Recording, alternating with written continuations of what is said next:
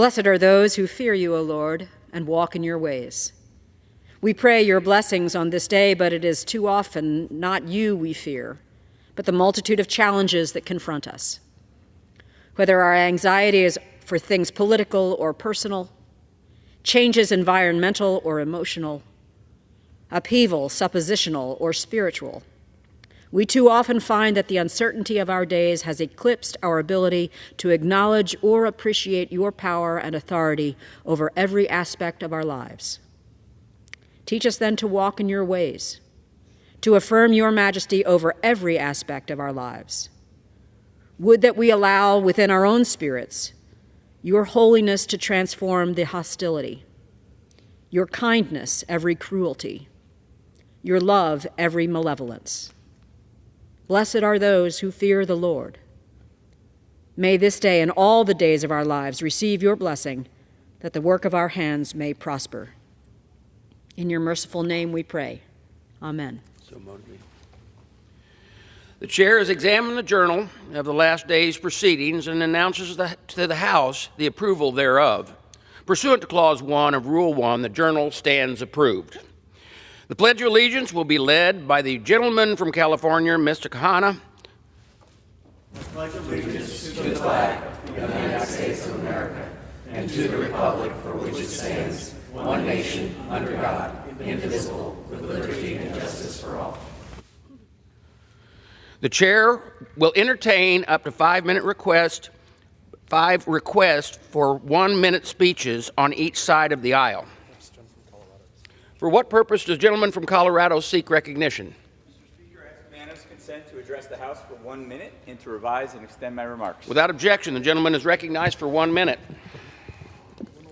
Mr. Speaker, I rise today to honor the life and legacy of a great Coloradan and true American patriot, Rick Dunlap. Rick's story is one of resilience, courage, and service. Born into poverty in Tennessee, he answered the call of duty at just 18, serving 2 tours in Vietnam as a door gunner with the 101st Airborne Division. His heroism earned him the Bronze Star for Valor and the Vietnam Cross of Gallantry, recognition of his extraordinary bravery in combat. But Rick's service didn't stop when he left the battlefield. He dedicated nearly 3 decades to law enforcement in Montrose County, rising to sheriff and leading with integrity, earning the trust of his community. Even in retirement, he continued giving back, volunteering, mentoring, and most recently, serving as county commissioner. Rick was a friend and a hero. To his beloved wife, Karen, and to his sons, Greg, Chad, and Josh, and all who knew and loved him, Rick's impact will not be forgotten. May he rest in peace. Thank you, Mr. Speaker. I will yield back the balance of my time. Gentleman yields back. For what purpose does the gentleman from Illinois seek recognition? I ask unanimous consent to address the House for 1 minute, revise and extend. Without objection, the gentleman from Illinois is recognized for 1 minute. Thank you, Mr. Speaker. Mr. Speaker, President Trump's first defense secretary, Jim Mattis, once said, "If we don't fully fund the State Department and diplomacy abroad, I need to buy more ammunition." Apparently, Elon Musk, a newly minted oligarch with $20 billion in government contracts and subsidies, never heard this warning. Musk's decision to shutter USAID, supported by the current administration, will make us less safe. USAID tracks and prevents global diseases such as Ebola and malaria from reaching the U.S. Well, no more. USAID programs lift people out of poverty and promote access to justice, which alleviate the root causes of terrorism. No more. USAID counters Chinese and Russian influence by fighting against misinformation and offering funds to build. No more. For one period, not long ago, Secretary of State Rubio sought advice. Thank you, and I yield back. Gentleman yields back. For what purpose does the gentleman from Indiana seek recognition? Mr. Speaker, I ask for unanimous consent to address the House for 1 minute and to revise and extend my remarks. Without objection, the gentleman from Indiana is recognized for 1 minute. Thank you, Mr. Speaker. Mr. Speaker, I applaud President Trump's decisive economic actions that have leveled the playing field between Hoosier businesses and the Chinese Communist Party.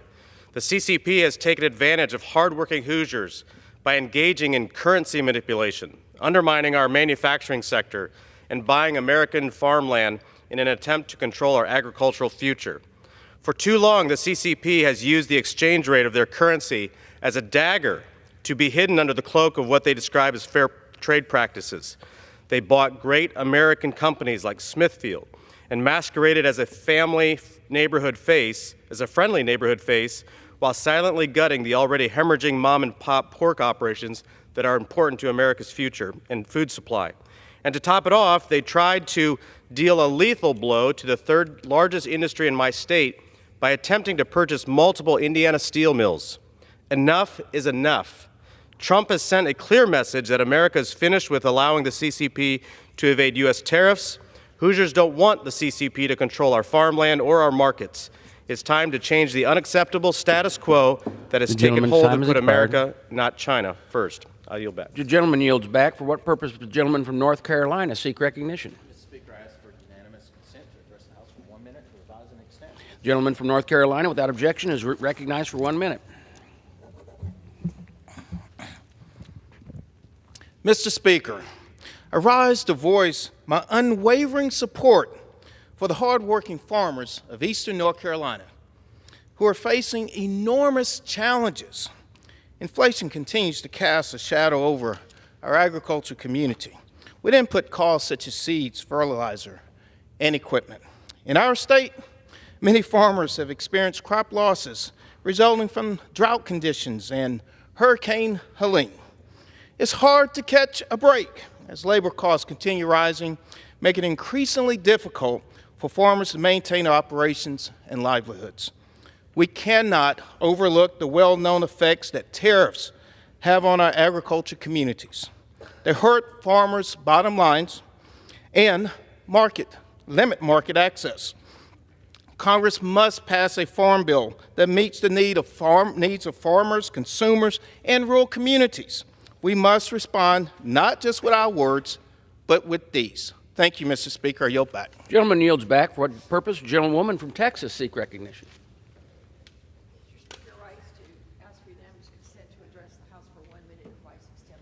Without objection, the gentlewoman from Texas is recognized for 1 minute.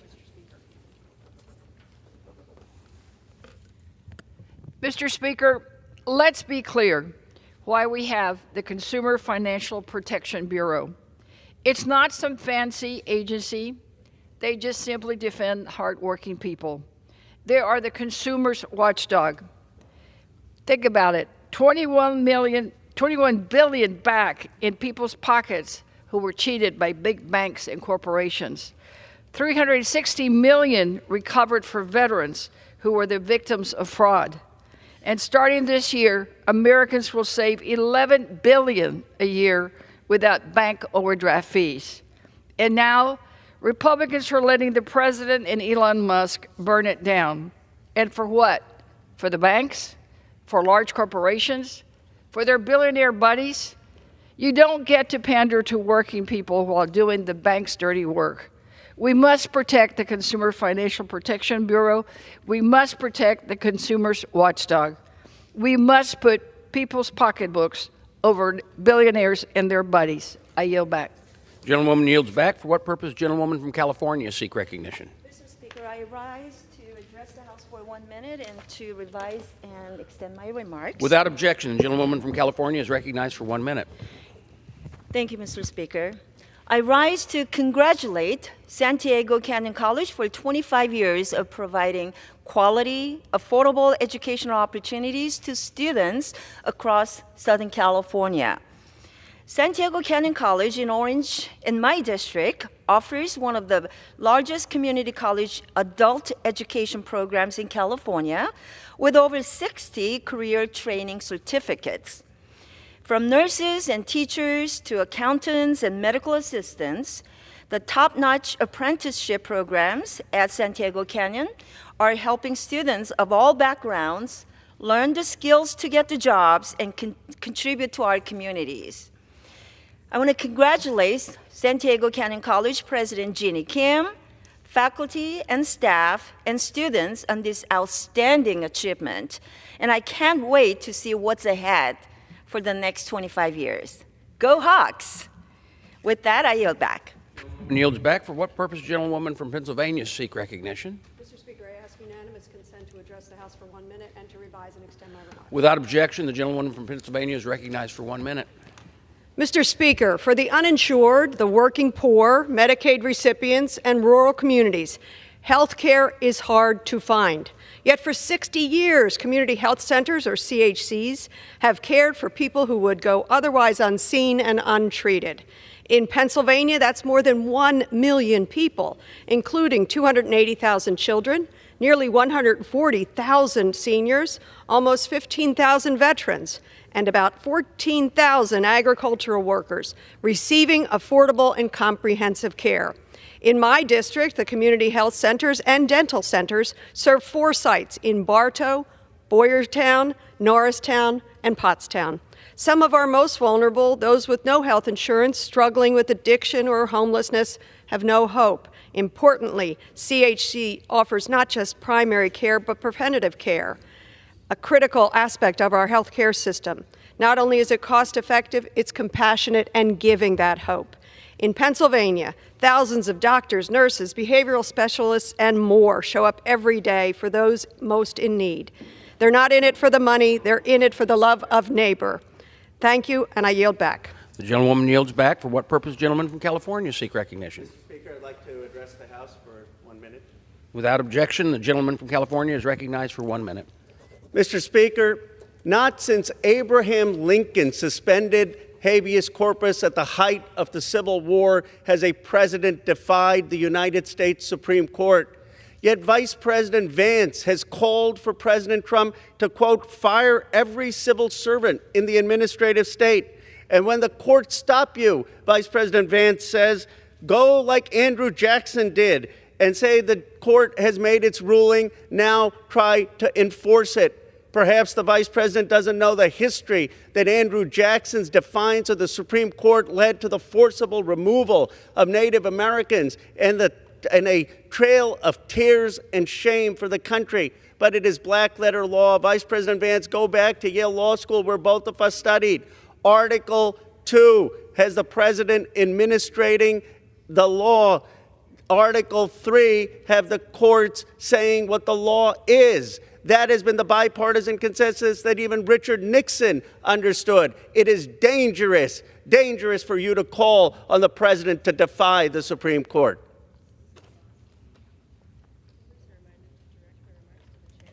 Members are reminded to direct their remarks to the chair. Refrain from engaging in personalities of the Vice President.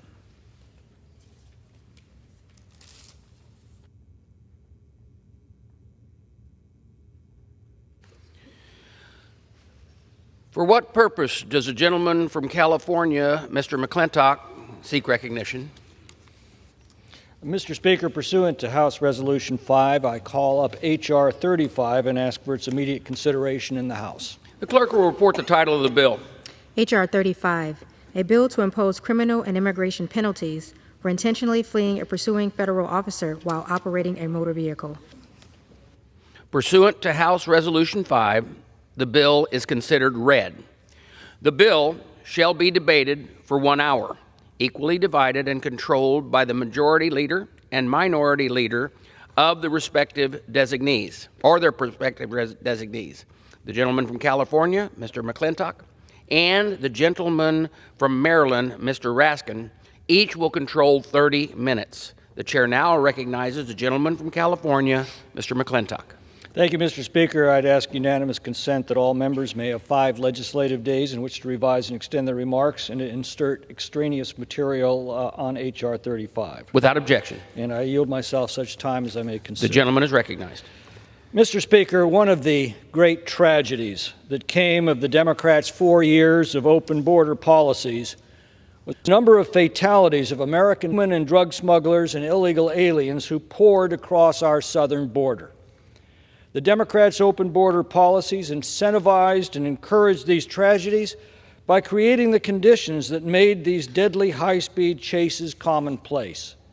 Just last year, Border Patrol agents in Eagle Pass told us that in the Del Rio sector alone, the cartels were making $32 million every week from human smuggling. That's just one sector of the southwest border. These policies created an enormous incentive that emboldened criminals and cartels and human smugglers and illegal aliens alike. High-speed chases with smugglers occurred almost daily in these border communities, placing both law enforcement officials and innocent Americans in grave danger. For example, last year, criminals led the Texas Department of Public Safety officers on a high-speed chase outside of Del Rio as they attempted to smuggle a half a dozen illegal aliens into the interior of our country. At least one of the smugglers was himself a foreign national from Nicaragua.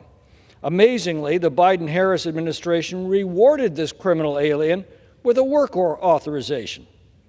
These criminals also smuggled deadly drugs like fentanyl, which has poisoned thousands of Americans. Roughly 1 month ago in California, a high-speed chase ensued after two men had their car referred for secondary inspection at a port of entry. Border Patrol officers ultimately stopped the men and recovered nearly 5 pounds of fentanyl. That's enough to kill more than 100,000 Americans. At the beginning of the last Congress, Cochise County, Arizona Sheriff Mark Daniels, a 38-year veteran of law enforcement, testified before the House Judiciary Committee.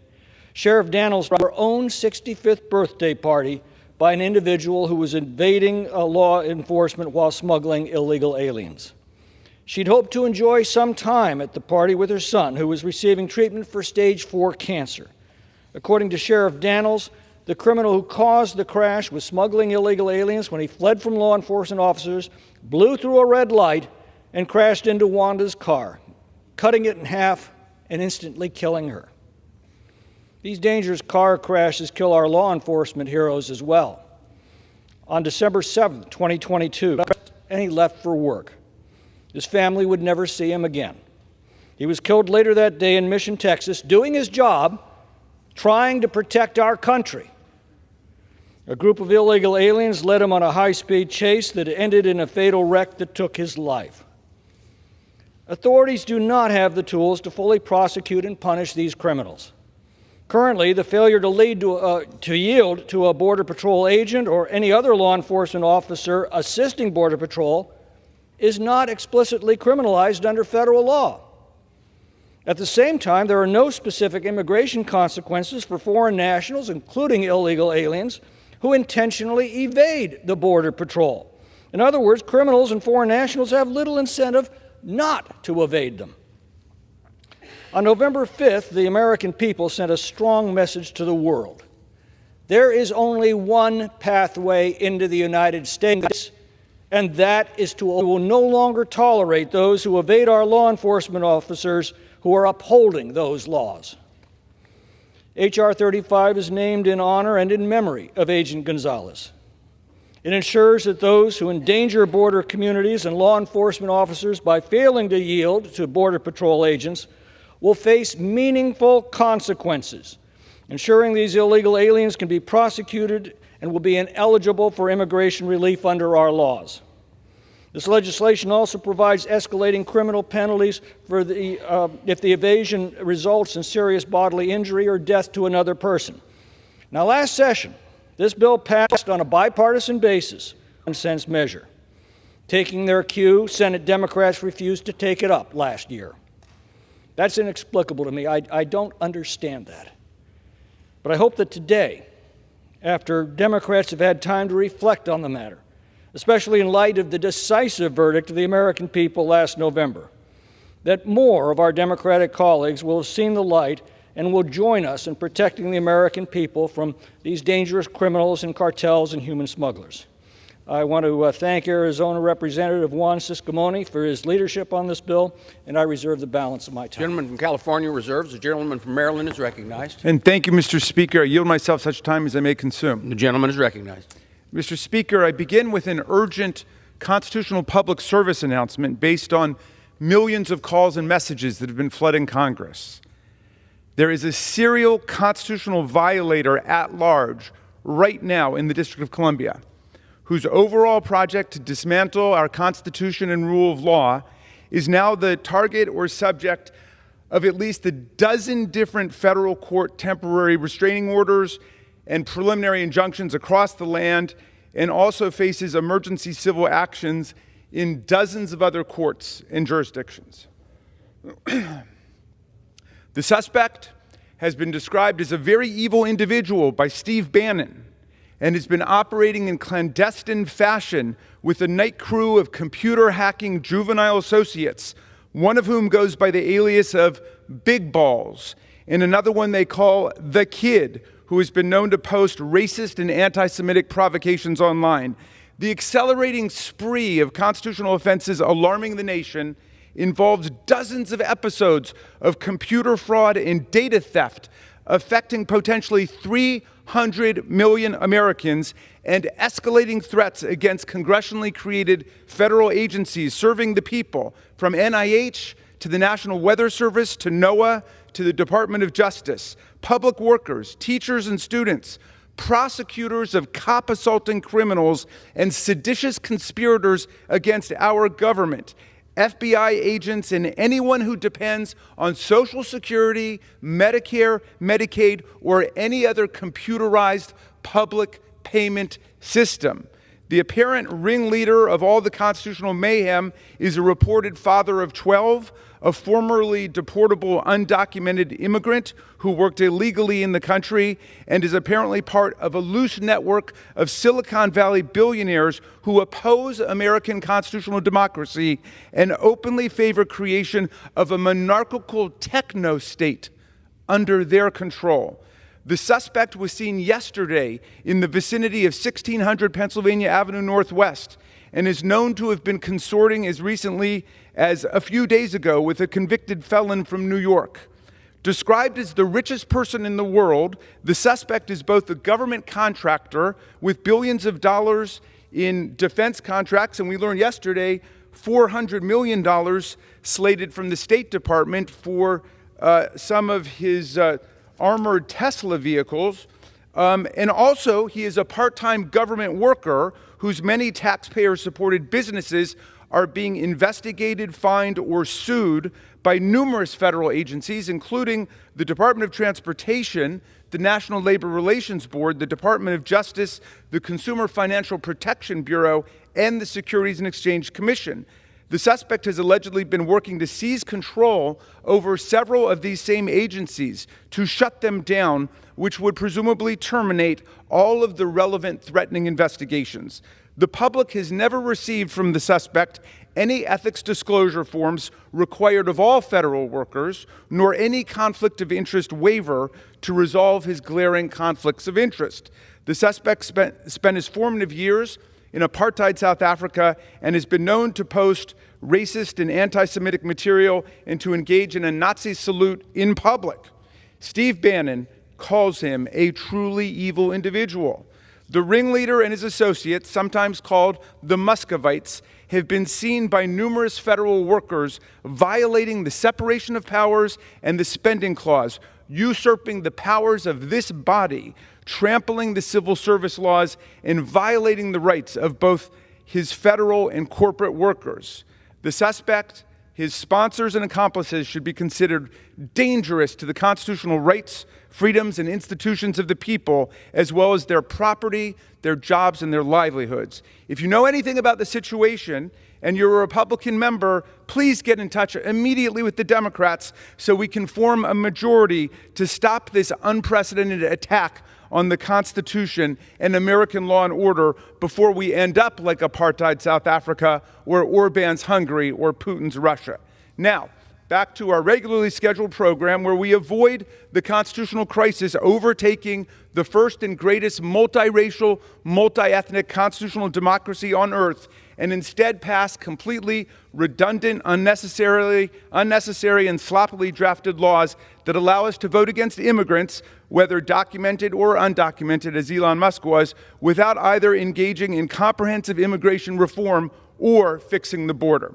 Now, with this bill, House Republicans are once again seeking to take political advantage of a horrific crime by seizing on the death of Agent Gonzalez in the performance of his duties, while doing nothing to make our border more secure or to repair our broken immigration system. And everyone knows, of course, that they blew up the bipartisan border security deal that we had at the end of the last Congress. But H.R. 35 seeks to establish new criminal and immigration penalties on anyone, citizens, permanent residents, documented immigrants or undocumented immigrants, for this offense, fleeing a Border Patrol agent or a law enforcement officer who's working with the Border Patrol. But fleeing Border Patrol at the border already carries substantial criminal and legal penalties under current law. That's already a crime. Under 18 U.S. Code 758, whoever flees or evades a checkpoint operated by the Customs and Border Protection or any other law enforcement agency in a motor vehicle and flees from federal, state, or local law enforcement in excess of the legal speed limit can be charged with and convicted of high-speed flight from an immigration checkpoint. Furthermore, many decades of prosecution and case law make it perfectly clear that fleeing law enforcement is a crime involving moral turpitude for which a conviction will render a non-citizen, whether documented or undocumented, immediately deportable and inadmissible to the country. In other words, what they're dragging us through again is already against the law. So if all of it is already a crime, why do we need another version of it? Except for plainly opportunistic political purposes. And I know those are the only bills they've been bringing forward. They've got no other agenda for the country, and they've handed over the legislative authority of the Congress of the United States to Elon Musk, the fourth branch of government. But in any event, they want us to pass again something that's already against the law. Well, we don't need it.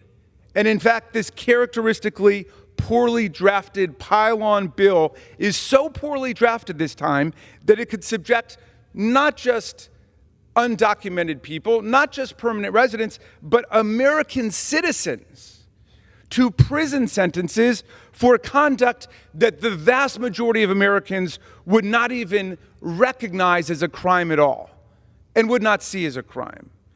Now, unlike existing federal law or similar state statutes, the bill does not define what it means to flee. In their haste to get this to the floor, they just rushed over that element of the crime, which is of extraordinary interest to every other jurisdiction and even Congress before when dealing with it. But leave that aside, it does not even require evidence of criminal intent, a guilty mind, what lawyers call mens rea, the intention to do the evil thing. In other words, this bill does not require a person to know that they're fleeing Border Patrol in order to be charged with a crime. Now think about it. It applies to citizens, not just non-citizens, and you can be prosecuted and jailed for fleeing from a Border Patrol that you didn't know was Border Patrol. This is a radical departure from the prevailing rule in American jurisdictions. For example, in Maryland, I looked up my state, the offense of fleeing or eluding law enforcement requires that a uniformed officer gives a person a visual or audible signal to stop and prominently displays their official badge or other insignia. If an officer is not in uniform, Maryland requires that an officer give a visual or audible signal to stop while in an officially marked police vehicle to establish the necessary mens rea before we put somebody in prison. Under either circumstance, a visual or audible signal can be by hand, voice, emergency light, or siren. It's not only blue states like mine that require evidence that the accused knew what they were doing was wrong before convicting them of purposefully fleeing law enforcement. That's the rule almost everywhere. I'm sure the crime subcommittee chairman, Mr. Biggs, and the sponsor of this bill, Mr. Ciscomani, are aware that in Arizona, the offense of unlawful flight from pursuing law enforcement requires proof that the officer's vehicle had markings indicative of an official police vehicle. Evidence that the driver knew that the vehicle was an official law enforcement vehicle, or the defendant must admit knowing that the vehicle was an official police vehicle. In other words, their own state takes the exact painstaking precautions that they just run roughshod over in order to get this bill, which has not had a hearing, to the floor of the United States House of Representatives. And should a defendant choose to exercise their right to trial by jury, the trial judge in Arizona would instruct the jury that they may consider whether the officer operated their emergency lights or siren to determine whether the defendant is guilty of unlawful flight from an actually pursuing vehicle. As was stated